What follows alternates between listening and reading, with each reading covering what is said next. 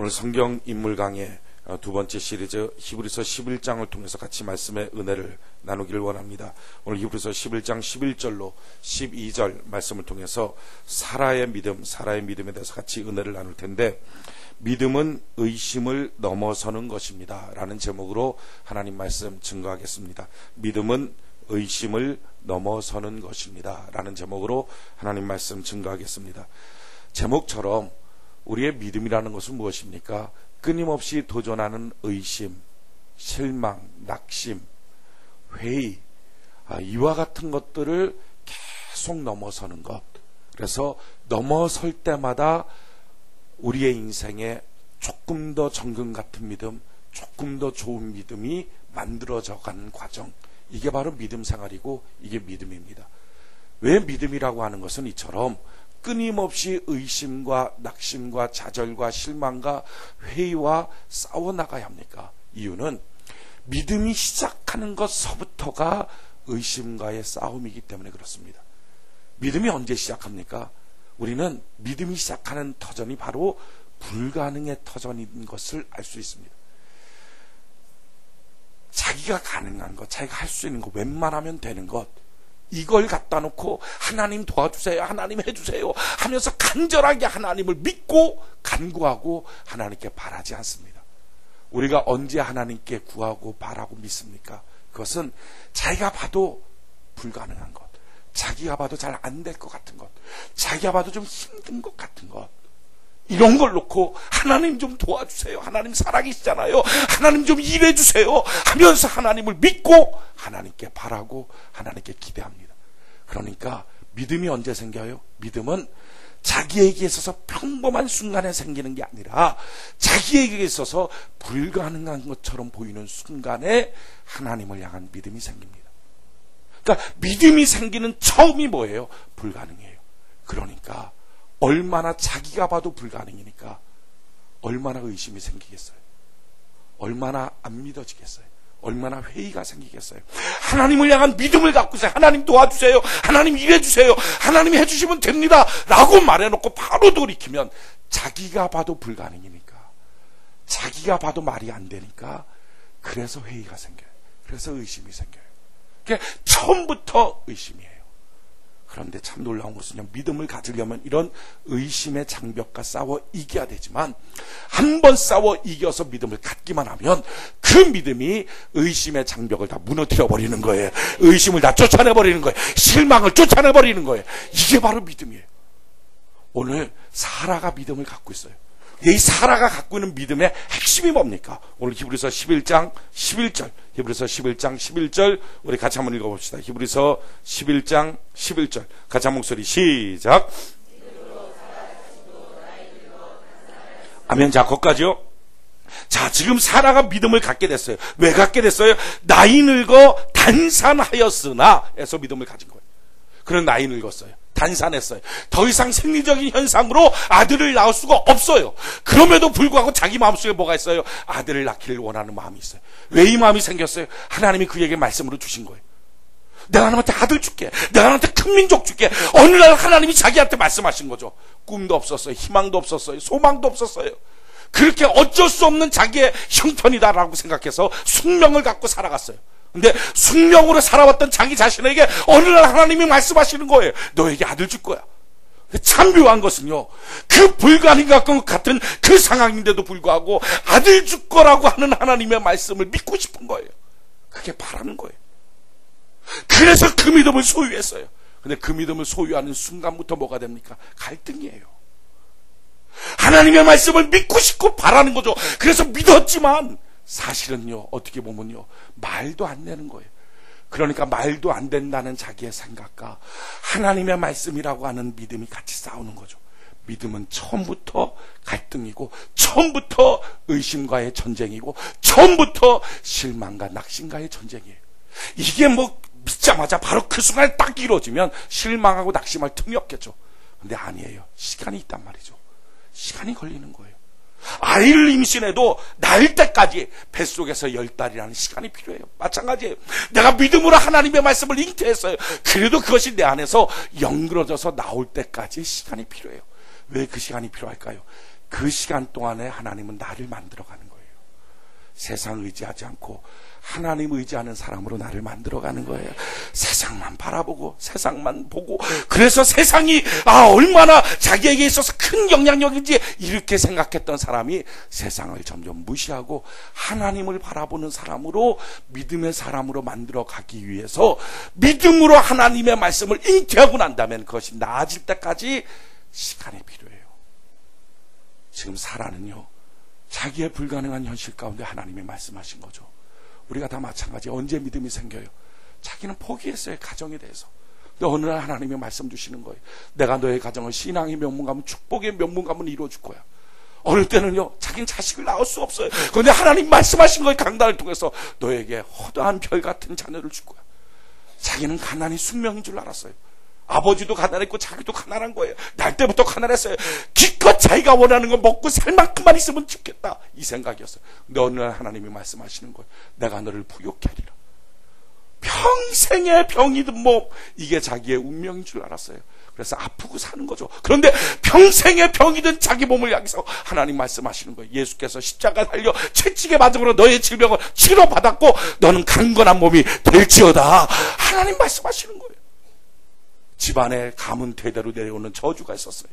어떤 때는 이혼의 저주, 어떤 때는 다툼의 저주, 어떤 때는 분쟁의 저주, 오락, 뭐 수많은 저주들이 가문 대대로 내려와요. 그래서 자기는 운명적으로 그런 가문인 줄 알고 살았어요. 그런데 어느 날 주님이 말씀하는 거죠. 강단을 통해서 예수께서 너의 모든 저주를 담당하셨기에 너는 저주는 끊어져 버리고 아브라함의 복이 너희에게 임하게 될 것이다. 하나님이 내게 말씀하시는 거예요. 그런데 어느 날 그 말씀이 그냥 귀를 스쳐가는 말씀이 아니라 자기 가슴에 꽂히는 거죠. 그리고 솔직한 표현으로 이거예요. 믿고 싶은 거예요. 믿어지는 게 아니라 믿고 싶은 거예요. 정말 하나님 살아계신다면 그렇게 내게 이루어 주옵소서. 그래서 처음 하는 기도가 이런 기도죠. 하나님, 정말 그렇다면 한번 해보세요. 정말 그러고 싶어요. 정말 그렇게 됐으면 좋겠어요. 하나님이 정말 그런 일을 해주셨으면 좋겠어요. 믿어지진 않지만 믿고 싶은 마음, 이게 믿음의 시작이에요. 그런데 이 믿음의 시작에서부터 뭐가 있어요? 의심과의 전쟁이 있는 거예요. 이렇게 기도하고 눈을 딱 돌리자마자, 눈을 뜨자마자 기도를 내가 언제 했느냐는 다 잊어버리고, 말도 안 돼, 어떻게 그래, 집으로 들어가면 자기 가정을 보고 말도 안 돼, 자기 자녀를 보고 택도 없어, 자기 남편을 보고 아이고, 자기 가서 사업장에 앉아있으면서 하루 종일 한 명의 손님도 오지 않는 사업장을 보면서 아이고, 무슨 그런 일이 있겠어. 그러다가 또다시 주일날 교회 나와서 말씀을 들으면 하나님이 너를 책임져 주신다, 하나님이 너에게 복을 내려주신다. 그 말씀을 받으면 다시 또 믿음을 갖고 하나님 도와주세요. 여러분, 이 과정이에요. 이 과정을 통해서 점점 뭐가 됩니까? 자기 안에 의심의 먹구름을 제거시켜 나가는 과정. 이게 바로 하나님의 우리를 단련시키고 신앙의 과정이에요. 지금 사라가 그렇게 하는 거예요. 사라가 65세에 하나님으로부터 말씀을 들어요. 아들 주겠다. 여러분, 하나님이 사라한테 한 번 말했습니까? 아니에요. 아브라함과 사라 둘한테요, 하나님은 끊임없이 말씀하십니다. 성경을 보면요, 창세기 12장 2절에 제일 처음에 하나님이 말씀했어요. 내가 너로 큰 민족을 이루고 내게 복을 주어 내 이름을 창대케 하리니 너는 복의 근원이 될지라. 아브라함은 생각도 안 하고 있었어요. 사라가 생각도 안 하고 있었어요. 자기가 무슨 복의 근원이 돼요. 자기에게 무슨 자식이 있어요. 그런데 하나님이 엉뚱하게 어마어마한 말씀을 줘. 너에게 큰 민족을 주겠다. 아들 그냥 어쩌면 생길 거다, 이 말도 아니에요. 민족을 주겠다, 복을 주겠다. 아니, 복 정도가 아니라 너를 창대케 하고 복의 근원 만들어 주겠다. 자기가 꿈꾼 것도 아니에요. 하나님이 어느 날 말씀하셨는데 이 말씀을 아브라함과 사라가 믿고 싶어진 거예요. 믿고 싶어서 딱 그 말씀을 붙잡았어요. 그리고 하나님 살아계신다면 내 생애 가운데 그 말씀을 이루어 주세요 하고 자기 나름대로는 순종의 길을 걸어가는 거예요. 너 본토 친척 아버지 집 떠나 내가 내게 지시할 땅으로 가라. 그 땅을 가는 거예요. 물론 처음부터 100% 순종이 되나요? 안 되잖아요. 의심의 먹구름이 자기 안에 오고 실망의 먹구름이 자기 안에 있는데 100% 순종은 안 돼요. 그래도 주님 앞에 자기가 할 수 있는 만큼을 순종하며 힘겹게 가는 거죠. 아버지도 투덜거리는 조카루도 데리고 가는 거예요. 그렇게 가면서 그 과정 속에서 하나님이 자기를 단련시키잖아요. 시간이 지났어요. 흔들려요. 안 돼요. 자기가 참을 만큼 참은 것 같은데도 이루어질 기미도 안 보여요. 그래서 낙심해서 좌절했을 때 하나님이 또 찾아오시는 거예요. 뭐라고 말씀하세요? 창세기 13장 16절에 내가 내 자손으로 땅에 티끌 같게 하리니 사람이 땅에 티끌을 능히 셀 수 있을진데 내 자손도 세리라. 이제는 하나님 좀 더 구체적으로 말씀한 민족 주겠다. 여기서 내 자손이 땅에 티끌처럼 많아질 거야. 그런데 놀라운 것은요, 사라는요 이 하나님의 말씀을 붙잡고 의심의 먹구름, 실망의 먹구름을 이겨나가기 시작하는 거예요. 오늘 저는 여러분들이 이기는 자 되기를 바랍니다. 말씀 붙잡고요, 자기가 보는 것, 자기가 듣는 것, 자기가 생각하는 것을 밀어내는 거예요. 이기는 거예요. 그러다가 또다시 의심이 몰려오죠. 또다시 실망이 몰려와요. 안 될 것 같은 거예요. 그렇게 흔들려요. 흔들려서 자기가 양자를 하나 뽑아요. 엘리에셀이라고 하는 다메섹 엘리에셀을 양자를 뽑아놓고 그래 너나 되라. 근데 그때 하나님이 또 찾아오시는 거예요. 창세기 15장 4절에 여호와의 말씀이 그에게 임하여 가라사대 그 사람은 너의 후사가 아니라 내 몸에서 날 자가 내 후사가 되리라 하시고.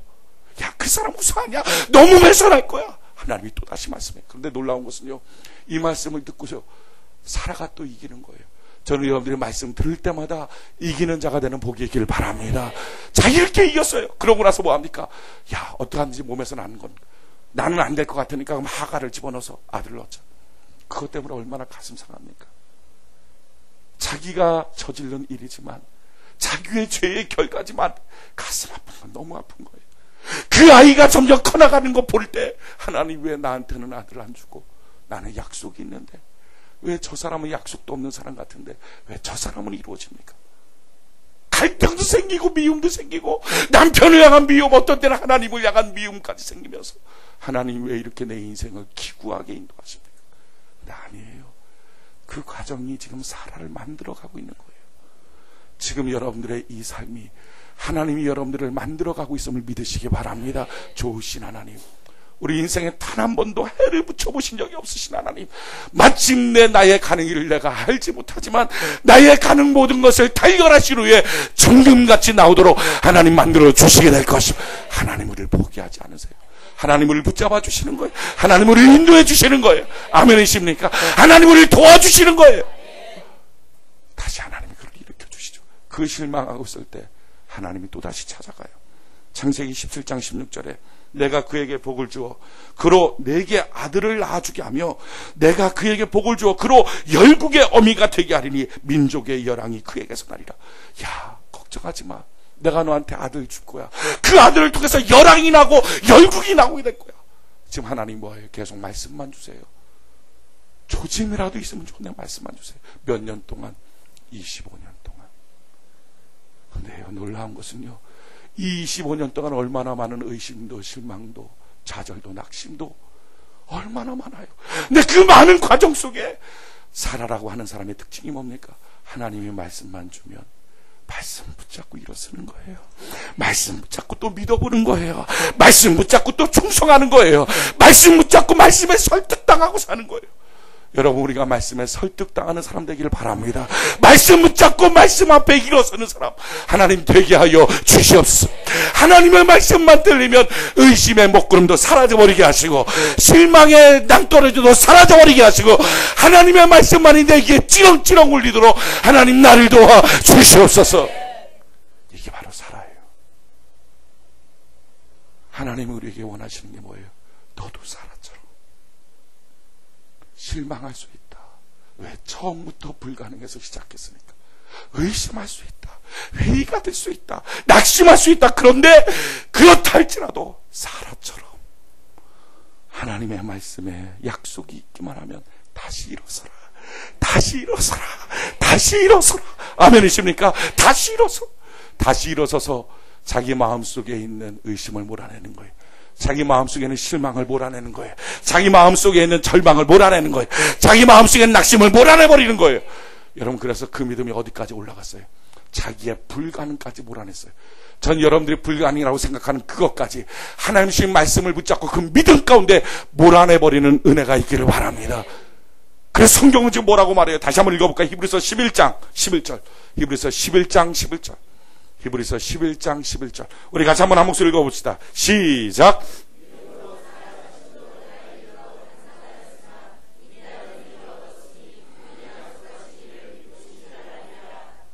아멘. 뭐라고 말해요? 믿음으로 살아 자신도 나이 늙어 단산하였으나 다 끝났어요. 끝났는데 놀라운 사실은 뭐예요? 하나님이 끊임없이 주시는 말씀에 믿음이 있었어요. 그 믿음을 붙잡고 어떻게 했어요? 불가능을 몰아내기 시작했어요. 실망을 몰아냈어요. 의심을 몰아냈어요. 마침내 자기의 불가능한 단산된 자기의 몸의 현실조차 자기가 거절해버린 거예요. 그랬더니 어떻게 됩니까? 마침내 그 믿음이 잉태할 수 있는 사람으로 그 몸을 바꿔버렸다는 것입니다. 그래서 놀라운 기적의 사람이 되는 거예요. 여러분, 언제 하나님의 기적이 나타날까요? 지금 여러분들이 생각하는 불가능이라고 생각하는 게 있습니까? 지금 여러분들이 말도 안 된다고 생각하는 게 있습니까? 그걸 믿음이 마침내 이겨버리는 순간, 그걸 믿음이 마침내 바꿔버리는 순간 하나님의 기적이 나타나게 될 줄로 믿습니다. 그래서 어떤 역사가 나타나요? 12절 우리 같이 한번 한 목소리 한번 읽읍시다. 12절 한 목소리 시작.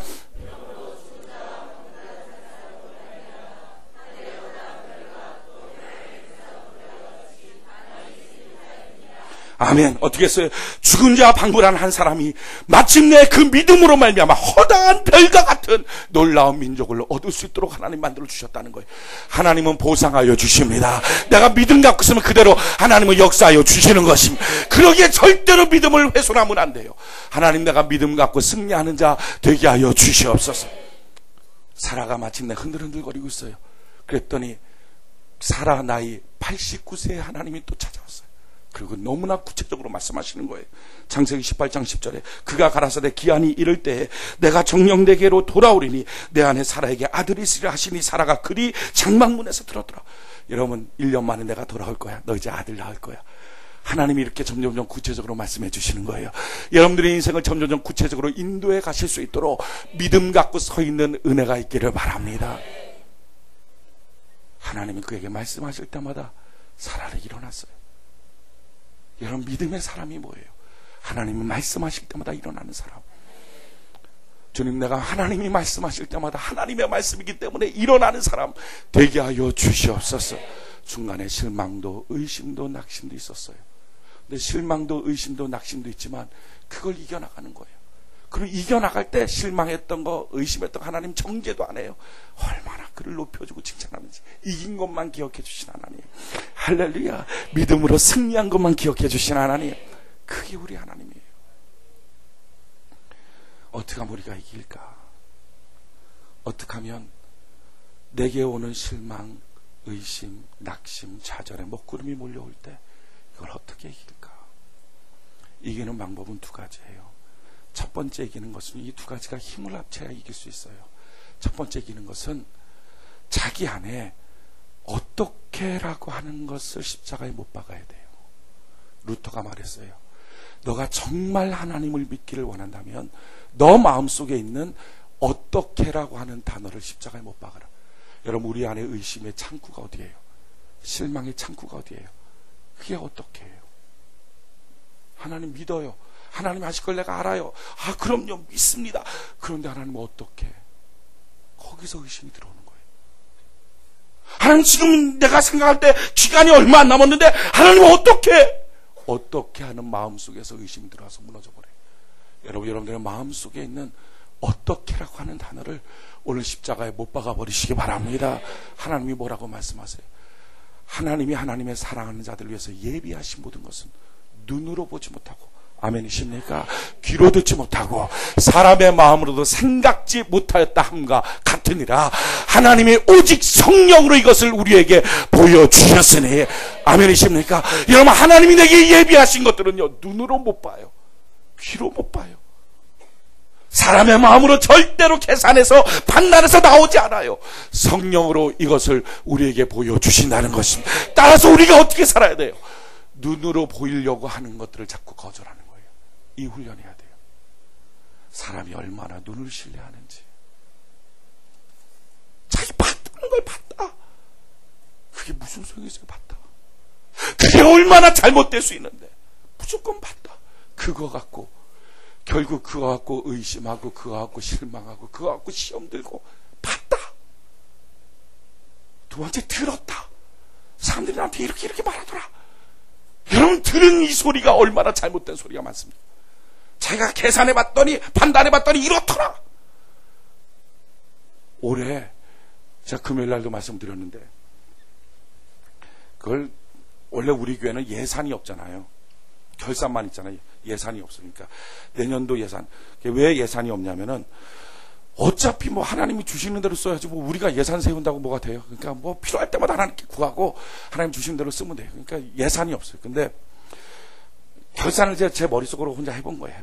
근데 야, 우리 성전 땅 사고 올해 땅을 샀잖아요. 올해 땅 사고 건물 짓고 그리고 융자금 이자 갚고 또 우리 교회 운영하고 뭐 그 외에 물건들 구입하는 거 뭐 버스 구입하는 거 뭐 여러 가지 구입하는 거 그걸 다 합쳐서 딱 놓고 보니까 100억이에요. 올해. 제가 이걸 알았다면 올해 못 살았을 것 같아요.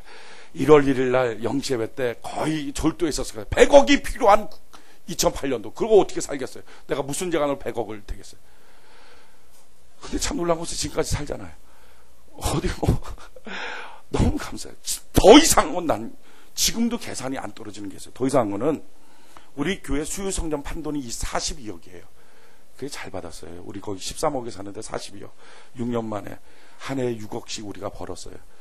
아, 이렇게 돈 버는 사람이 있습니까? 하나님의 복이라고 말하면 조금 마음은 걸리고 아무튼 은혜예요. 근데 42억 하고 은행 융자 22억이에요. 받은 게. 23억. 정확히 23억. 그럼 얼마야? 42억 23억. 그러면 얼마야? 65억인가요? 맞죠? 65억. 근데 100억을 썼거든요, 우리가. 그럼 35억이 어디서 생긴 거예요? 여러분들이 헌금 냈나요? 35억? 아니잖아. 저도 알고 여러분들 다 알아. 하나님도 알고. 야, 그런데 35억이 어디서 생겼냐는. 야, 해석이 안 돼. 그래갖고 붙잡았어요. 하나님 오래 주신 말씀처럼 나의 하나님은 그리스도 예수 안에서 그 풍성한 대로 나의 모든 쓸 것을 채워주신다. 할렐루야. 여러분 자기 계산으로 어떻게 삽니까? 요게 딱딱 안 맞겠다. 사업 실패하는 사람의 특징 중에 한 가지가 맨날 계산하는 사람이에요. 딱 계산하면서 이렇게 하면 딱 맞대. 한 달 쓰는 게 이러면 딱 맞대. 그대로 된 적이 있습니까? 그렇게 된 적이 한 번도 없는데 왜 계산을 또 해요? 이상하지. 그 참 고질병이. 된 적이 없는데 맨날 계산해. 여러분 그걸로는 안 돼요. 계산 갖고 안 돼. 하나님이 예비하신 것은요, 눈으로 보지 못하고 귀로 듣지 못하고 사람의 마음으로 계산해서 나오는 게 아니라 성령으로 우리에게 이것을 보여주신다는 것입니다.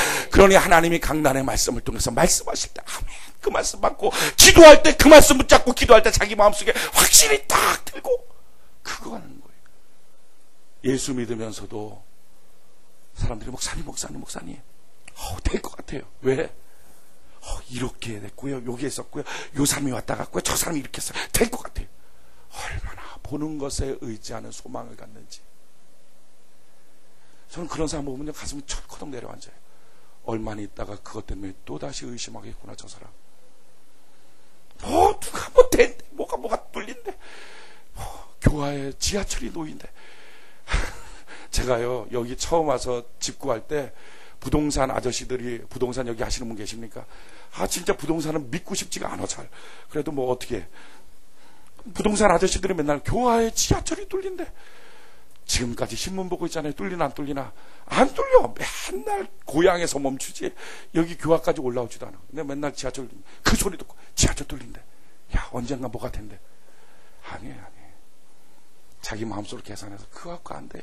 여러분 이거 갖고 소망을 얻습니까? 성경은 뭐라고 말해요? 믿음은 바라는 것들의 실상이다. 이게 뭡니까? 바라는 소망의 휘포스타시스 근거는 유일하게 믿음밖에 없다. 아멘이십니까?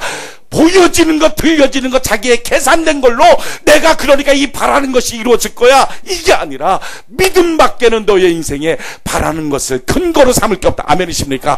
주여 내가 믿습니다. 하나님의 약속을 믿습니다. 그리고 기도할 때 주님은 내 안에 확신을 주셨습니다. 이거 붙잡고 소망이 있다고 말해야지. 세상 사람처럼 들려지고 보여지는 것 때문에 흔들리면 됩니까? 사라의 믿음이 뭡니까? 사라의 믿음은요, 하나님이 말씀하실 때마다 실망을 이기고 의심을 이기고 일어나는 거예요. 오늘도 의심의 먹구름이 몰려올 때, 하나님의 말씀이 증거될 때마다, 기도할 때마다 이기고 일어서는 은혜가 있기를 바랍니다. 여러분, 그러기에 우리의 꿈은요, 눈 뜨고 보여지는 게 아니에요. 눈 감고 기도할 때 보여지는 것이고, 말씀 들을 때 보여지는 것이고, 아멘이십니까? 세상의 정보를 통해서 우리의 꿈과 소망이 이루어지는 게 아니에요. 하나님의 도와주심이 있다면 그것은요, 기도할 때 주시는 것이고, 그래서 믿음으로 이겨나가십시오. 믿음으로 의심의 먹구름을 몰아내버리십시오.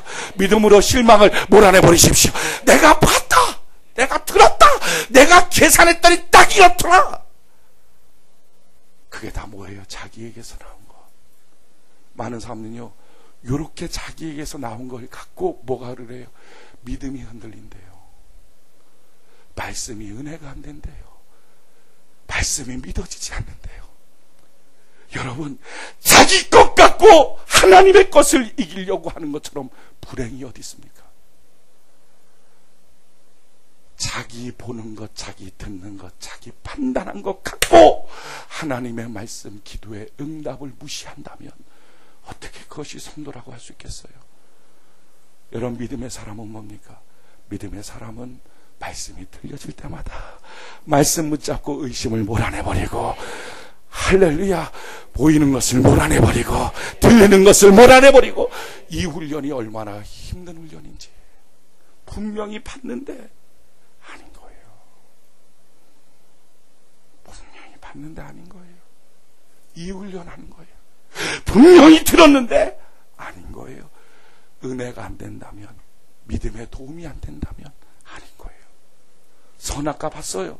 야, 딱 보니까 보암직도 하고 먹음직도 하고 지혜롭게 할 만큼이에요. 그래도 아닌 거예요. 아멘이십니까? 이게 믿음 훈련이에요. 아닌 거예요. 그것이 내 하나님과의 관계에 도움이 안 된다면, 그것이 교회 생활에 도움이 안 된다면 아닌 거예요. 아닌 거. 주님 앞에 이렇게 견고하게 서는 거, 이 훈련하는 것이 얼마나 필요한지. 저희 형님이 그러더라고요. 부부관계는 안 믿으면 못 사는 거야. 어느 날 문득 겪고, 그게 뭔 얘기인가 했어요. 그랬더니 어느 날 저희 형수님이 이제 목회하고 있잖아요. 그런데 형수님 이제 교회가 다르게 목회하고 있잖아요. 형수님 집에 들어오는데 집에 새벽 3시에 들어왔대요. 결국 아니, 무슨 목사가 새벽 3시에 들어와, 잠결에. 자기 일어날 틈인데 이제 들어온 거예요. 뭐 들어와. 딱 들어왔는데 보니까 몸에서 담배 냄새가 푹 나더라고요. 아, 뭐야, 여자 목사, 아줌마 목사가 지금 어디 가서 이렇게 어디 갔다 오는 거야? 술집. 그러더니 깜짝 놀라서 일어나 앉아. 무슨 술집이에요? 근데 전도대상자가 술집에 있는 거야. 그 사람 만나갖고 전도를 하는데 그 사람 술 먹는데, 근데 자기는 옆에서 이제 그 술잔에다가 자기는 콜라 채워갖고 이제 먹고, 그러니까 그 사람 담배 피우고 그 자리에 앉아 있으니까, 그걸 밤 새벽 3시까지 그 사람한테 만나갖고 복음 증거하고, 그 사람 거기가 자기 직장이니까 뭐 나오라 그러면 나올 수가 있나, 찾아가서 복음을 증거하고. 근데 그걸 만약에 다른 사람이 봤어요. 그럼 어떻게 될까요? 왕창 시험 들겠죠. 아이고, 보는 것, 듣는 것, 자기의 계산이 얼마나 틀린지. 여러분, 보는 것, 듣는 것, 계산하는 것에 의지하는 게 아니라 하나님의 말씀을 붙잡고 살게 하시고, 기도의 확신으로 살게 하여 주시고, 하나님과 나와의 믿음의 소중한 관계를 지켜나가게 살게 하여 주시옵소서. 이게 바로 사라의 믿음이에요. 그 믿음 지키려고 얼마나 보이는 걸 거절합니까? 단산된 자기의 몸도 거절하는 거예요. 얼마큼 거절했으면 자기의 몸이 단산했다, 더 이상 아이를 가질 수 없다라고 하는 사실조차 이제는 안 믿어요. 자기의 불가능을 믿어버리지 않는 거예요. 자기의 잘못된 그럴 수밖에 없다라고 하는 자기의 어떤 현실이라고 하는 것을 안 믿어버리는 거예요. 하나님의 말씀을 더 믿어버리고, 하나님의 말씀을 더 인정해버리고, 믿음으로 불가능을 이겨버릴 때, 믿음으로 불가능을 제거할 때, 그 불가능의 현실이 가능의 현실로 바뀌어져 버리고, 임신할 수 없었던 몸이 임신할 수 있는, 잉태할 수 있는 힘을 소유하게 되는 것이고, 하나님의 약속을 소유할 수 있게 되도록 하는 거예요. 끊임없는 훈련. 보이는 것 안 믿기, 들리는 것 안 믿기, 계산하는 것 안 믿기, 오직 말씀만 믿는 훈련, 오직 기도만 믿는 훈련, 오직 성령만 믿는 훈련 하나님 하게 하여 주시옵소서. 그래서 1년을 믿으면 1년만큼 성령을 더 의지하고, 5년을 믿으면 5년만큼 성령을 더 의지하는 훈련. 이게 바로 믿음의 훈련이에요. 자, 이 믿음의 훈련을 하려면 어떻게 해야 됩니까? 이 믿음의 훈련을 하는 방법을 성경은 가르쳐주고 있어요. 에베소 4장 11절로 14절에 그가 혹은 사도로 혹은 선지자로 혹은 복음 전한 자로 혹은 목사와 교사로 주셨으니 이는 성도를 온전케 하며 봉사의 일을 하게 하며 그리스도의 몸을 세우려 하심이라. 우리가 다 하나님의 아들을 믿는 것과 아는 일에 하나가 되어 온전한 사람을 이루어 그리스도의 장성한 분량이 충만한 데까지 이르리니 이는 우리가 이제부터 어린아이가 되지 아니하여 사람의 계술과 간사한 유혹에 빠져 모든 교훈의 풍조에 밀려 요동치 않게 하려 함이라. 여러분, 우리가 흔들리지 않고 요동치 않는 방법을 성경은 이렇게 말해요. 하나님이 교회 안에 목사를 주셨다. 목사가 하는 일이 뭐냐? 성도를 온전케 하는 것이고 봉사일을 하게 하는 것이고 그리스도의 몸을 세우려 하심이라. 여러분, 성도들로 하여금 교회 중심으로 살게 하는 것, 할렐루야, 이것이 하나님의 뜻이에요. 교회 안에서 봉사하게 하는 것, 이게 바로 하나님의 뜻이에요. 이렇게 교회 중심으로 자기의 생각도 감정도 보고 듣는 것을 바꿔가면서 어떻게 하면 교회에 유익이 될까? 이렇게 만들어가는 거죠. 이렇게 만들어가는 과정 속에 뭐가 돼요? 우리가 다 하나님의 아들을 믿는 것과 아는 일에 하나가 되어 온전한 사람이 되어 장성한 분량의 성장해서 요동치지 않는 인생을 하나님 허락하여 주신다는 것입니다. 그러기에 내 교회가 있고 날 지도해 주시는 내 목사님이 있고 내 교회 안에 봉사하는 내 자리가 있다는 것, 이게 얼마나 감사한지 몰라요. 우리에게 의심의 먹구름이 몰려와요. 실망의 먹구름이 몰려와도 내가 봉사할 자리가 있어요. 내가 서야 될 그 자리가 있어요. 내가 가서 예배 드려야 될 나의 예배의 처수가 있어요. 나에게 말씀하시는 나의 목사님이 있어요. 이 사람은요, 미끄러져도 더 이상 미끄러지지 않는 기준이 있어요. 그런데 그게 없는 사람은 한없이 미끄러지는 거예요. 주님 앞에 기준이 있는 사람, 이렇게 해서 미끄러져도 미끄러지지 않는 기준에서 다시 말씀 듣고 마침내 실망을 이겨나가고 의심을 이겨나가기 시작할 때 사라처럼 시간이 지나가면서 마침내 그 믿음이 자기의 불가능까지 이겨나가서 불가능을 가능케 하는 기적의 사람이 된다는 거예요. 오늘 여러분, 저는 여러분들의 모든 불가능이 가능케 되는 기도의 간증자가 되는 은혜가 있기를 바랍니다. 어떻게 그 일이 가능해요? 믿음으로 이겨야 돼요. 믿음으로 이겨야 돼요. 믿음으로 이겨야 돼요. 믿음으로 이겨야 돼요. 자기 안에 있는 의심이 들어올 때 의심을 용납하지 마십시오. 자기 안에 있는 실망이 들어올 때 실망을 용납하지 마십시오. 자기 안에 계산에 다른 생각과 판단이 들어올 때 그것을 용납하지 마십시오. 하나님 앞에 서서 말씀을 들을 때마다 다시 일어설 수 있도록 주님, 나를 도와주옵소서. 그렇게 노력하고 그렇게 노력해도 안 된다면 그 다음 주님 앞에 이렇게 구해보십시오. 하나님, 나를 올려주세요. 내가 너무 답답해서 의심 안에 갇혀서 실망 안에 갇혀서 견딜 수가 없어요. 하나님, 나를 올려주세요. 어린아이 꼬맹이랑 같이 엘리베이터를 탔어요. 탔더니 사람들이 꾸역꾸역 몰려들어서 꽉 엘리베이터 안에 꽉 찼어요. 그 아이 조그만한 꼬맹이니까 숨 막혀서 견딜 수가 없는 거예요. 그때 꼬마애가 하는 게 뭡니까? 자기 아버지를 향하여 손을 들고 쳐다봐요. 뭐죠? 들어서 안아서 올려달라는 거예요. 그렇게 안아서 올려주고 나면 자기가 느꼈던 그 밑에 세상하고는요 완전히 별천지예요. 자기는요 주변 사람들 다 자기를 죽이는 것 같아요. 엉덩이로 다 자기를 몰러와요. 이러다가 누가 하나 가스라도 방출하면 완전히 화생방 죽는 거예요. 근데 그런 상황에서 다 다른 사람 나를 공격하는 줄 알았어요. 주변이 나를 힘들게 하는 줄 알았어요. 그런데 아버지가 딱 들어서 올려주고 났더니 그 사람들이 다 웃고 있는 사람들인 거 있죠. 여러분, 내가 보는 밑에 관점으로는요 세상 제대로 못 봐요. 내가 보는 것, 내가 듣는 것, 내가 판단하는 것은 세상 제대로 못 봐요. 하나님의 관점으로 올라가야 제대로 볼 수 있어요. 아브라함이 하나님이 너 독자에게 바쳐라, 모리아산까지 올라가는 거죠. 얼마나 힘들겠어요. 그 길이, 올라가는 그 길이. 실망도 회의도 의심도 낙심도, 정말 이래야 되나, 이게 내가 미친 짓 아닌가 하고 올라갔을지 몰라요. 그렇게 해서 꾸역 끝까지 올라갔어요. 저는 여러분들이 끝까지 가는 은혜가 있기를 바랍니다. 올라가서 산 꼭대기 딱 섰더니 놀라운 것은요, 하나님이 예비하신 수양이 있는 거 있죠. 아브라함은 몰랐어요. 아브라함은 자기와 이삭 둘만 올라가는 줄 알았어요. 근데 올라가서 딱 봤더니 산 건너편 자기가 볼 수 없는 곳에 하나님은 이미도 수양을 준비해서 수양에 올라오도록 명령하신 거예요. 그 산 꼭대기에서 딱 만났더니 그렇구나, 내 관점에서는 나만 보고 나만 힘든 줄 알았는데 아니구나. 하나님의 관점 꼭대기까지 올라가서 딱 보니까 하나님은 기가 막힌 것을 준비하여 놓으셨구나. 하나님의 축복을 준비하여 놓으셨구나. 여호와 이레의 하나님, 준비하신 하나님, 나와 함께 하심을 감사합니다 하고 고백하게 되더라는 거예요. 그래서 그 산 이름을 모리아 산이라고 이름을 붙였어요. 모리아라는 이름의 뜻이 뭡니까? 하나님의 관점이란 뜻이에요. 아브라함이 거기서 하나님의 관점을 한 거예요. 그렇구나, 하나님, 내 땅, 내 처지에서만 보면 안 되는군요. 내가 보는 건, 내가 듣는 건, 내가 생각하는 것이 틀린 거군요. 나는 하나님의 말씀을 들을 것이고, 나는 기도로 주의 성령의 감동을 얻을 것이고, 하나님의 뜻을 쫓아 가겠습니다. 그것으로 내가 지금 판단하고 있는 의심을 몰아내겠습니다. 실망을 몰아내겠습니다. 그리고 모리아산 꼭대기까지 끝까지 올라가겠습니다 하고 올라가서 보면 하나님의 관점으로 보는 그 순간 세상은 달라고 있는 거예요.